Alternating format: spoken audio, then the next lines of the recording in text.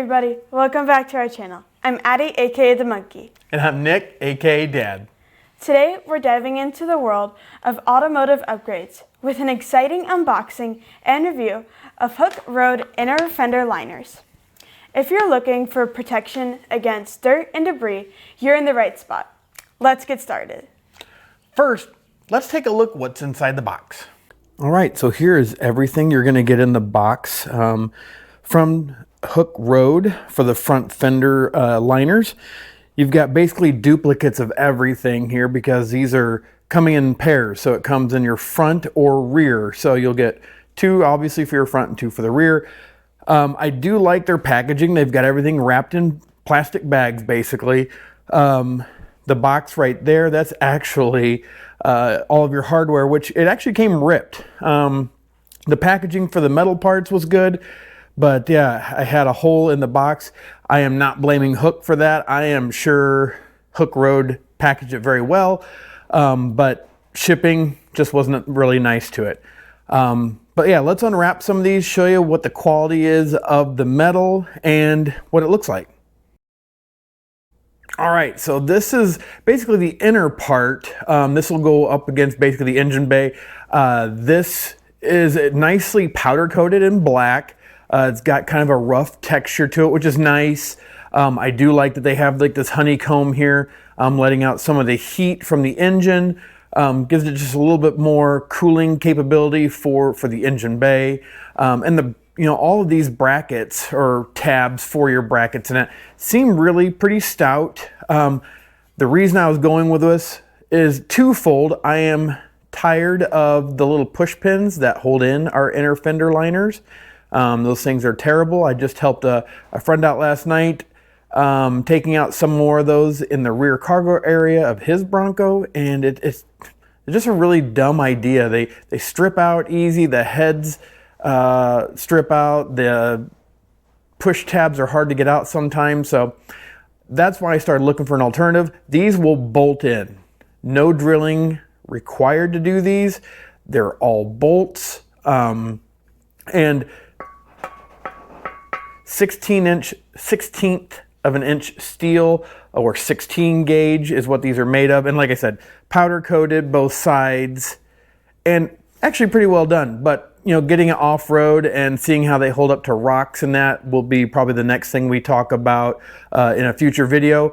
We talked about we're going to put these together and show you how easy it is to put these together. But we will not be installing these on the Bronco yet, as we have another video coming out that we've got to get done first before we put these in, but that will be coming soon. So let me show you what tools you'll need to put these things together. 2.5 millimeter Allen over there. That here is actually, if I remember right, I think the instructions tell you this is a 4 millimeter Allen. And then we have this one here is a socket that you'll need for the bolts that hold on. This is a 7 millimeter. Obviously a ratchet will help out. And then you'll need a Phillips headed screwdriver because we got to get the old ones out, and that's one way to do that. I would also suggest a trim removal tool for the ones that get a little stubborn to come out. And then they said a wrench, which I just grabbed this one. I think in the instructions they say like a 7 millimeter wrench, but as far as my box wrenches go, I didn't have anything that small, so we'll just use an adjustable wrench there. But yeah, that's pretty much what you'll need. The only thing I don't have out here, like I said, is a trim removal tool, which may come in handy with getting those old, I don't know what you want to call them, like plastic retainers. So let's get some of these put together here, and we'll go through the hardware as well. All right, so in that box, you're gonna have a couple baggies. Now this one here is nothing but pretty much bolts and serrated flange nuts. And I'm pretty sure, oh, and there's some washers in there as well.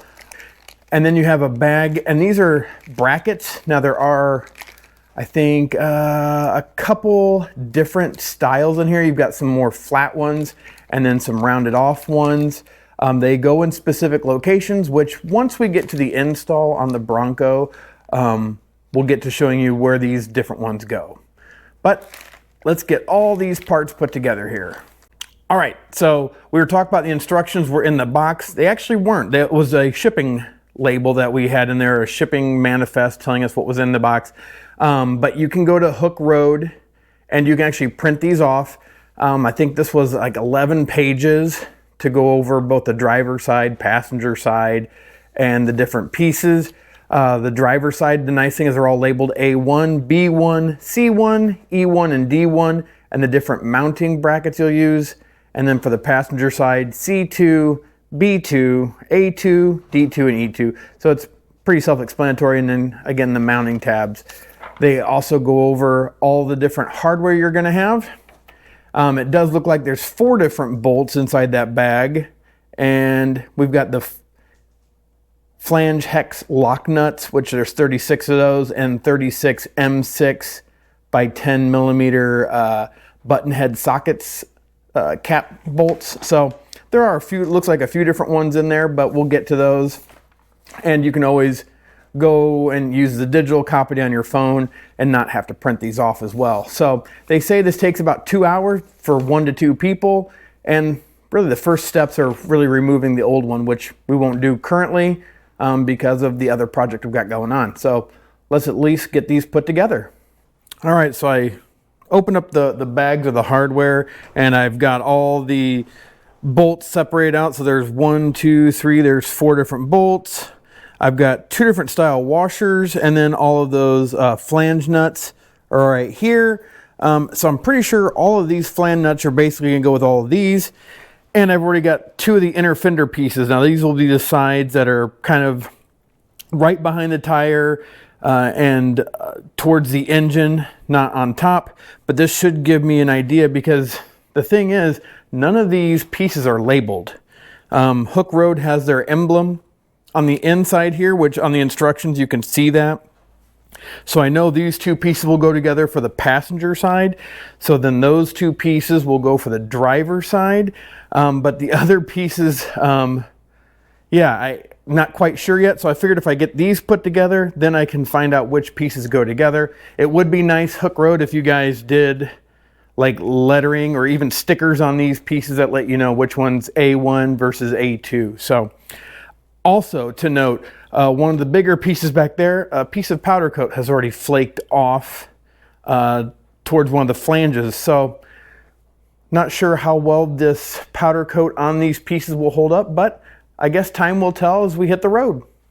Now it doesn't say anything about using any of the washers on any of these pieces, it looks like. So we'll just get these all put together here, and let me get all 3 of these going and then show you here at the end what this will look like. Okay, so here's that section done. If you want to tighten those flange nuts with a socket, it is a 10 millimeter, our favorite. So that just helped me get done a little bit quicker instead of using the adjustable wrench. So we've got that done. Now I just got to figure out which pieces go on top of this. For the passenger side, the front piece that will go on the Hooke Road emblem piece there is this piece here. It's got this kind of fin flange up here at the top with no holes in it. This will be your passenger side. The other thing is, at least their pictures are pretty detailed. There's a bigger hole up front here, and then we're going to use these 2 holes to mount to the front of this one. All right, so with just 3 bolts and 3 nuts, front section is on here. Now we'll just continue on through the back and I'll just show you the next couple pieces. All right, again, so this is the passenger side. Now we're getting one of the bigger pieces here. It's got 3 kind of panels on it that are, you can see the bends here. So 1, 2, and 3. And it does have this kind of fin up here on this one. This will be your second panel you'll put on top. There's that chip that came off. It looks like it might be stainless steel underneath. It's pretty shiny. Maybe it's just really good polished steel, I don't know. But after that one, you're gonna have the last piece that you should have, and that's the shorter ones. Again, it's kind of a 1 bend in it. So you've got 2 panels here, and it's got another kind of flange here on the side. Big hole back here by itself. This will be the one that kind of goes back towards where the vent is at. let me get these two panels put on. I'll show you what this fender looks like completed. All right, there it is. That is our passenger side fender well, by what I understand. Now looking at this, if this is the passenger side, the vent is up towards it will be towards the front of your vehicle.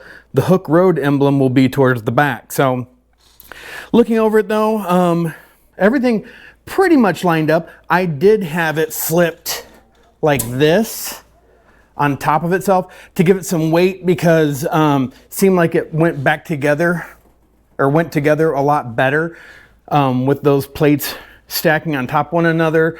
So you started like this, and then the next plate was on top again. You do get a little bit of a gap on that back plate where all the tabs are at. I don't think it'll make a big deal. I mean, it's not supposed to be watertight, but it would have been nice if that was a little bit closer together. I did have some bending on that first panel here at that tip back there. So I just used a wrench and kind of bit on it and pulled it down. But other than that, I mean, it's a pretty simple design. And again, the price point on these, I think the front fender inner liners are $159.99 on Hooke Road's website. I think the rear ones are like $129, which are both out of stock right now, but I've been told that they will be back in stock here very soon. But yeah, that's how easy it is to put that together. It's about 18 bolts and nuts. We got the other one to put on, or put together here. So we'll get this knocked out, and yeah, hopefully soon we'll get these put on. All right, let's get back to it. All right, so we got both of them put together. Really, it probably takes you about 30 minutes to get both of these put together. I would leave everything loose because you do have to kind of move them around a little bit so you can line up the holes really well. But other than that, once you get done, I've tightened all this up. They're ready to go on. Unfortunately, we're not ready to put them on yet with another project still in the works. But as soon as that project gets done, these are going on as we wrap that one up. So stay tuned for that. And now back to Addie and I to kind of wrap things up and talk about how easy it is to put these Hooke Road front inner fender liners together. Now for our verdict. Overall, we give these a solid thumbs up, especially with the price point that these fall in. If you're thinking about upgrading your Bronco, these liners are definitely worth considering. Hey, we appreciate you watching our video. If you found it informative, don't forget to smash that subscribe button and like and share it to your friends, maybe others that may find this information really worth it for them and their Bronco. And don't forget to put your comments down below. But as always, thanks for watching. Have a blessed day. Bye.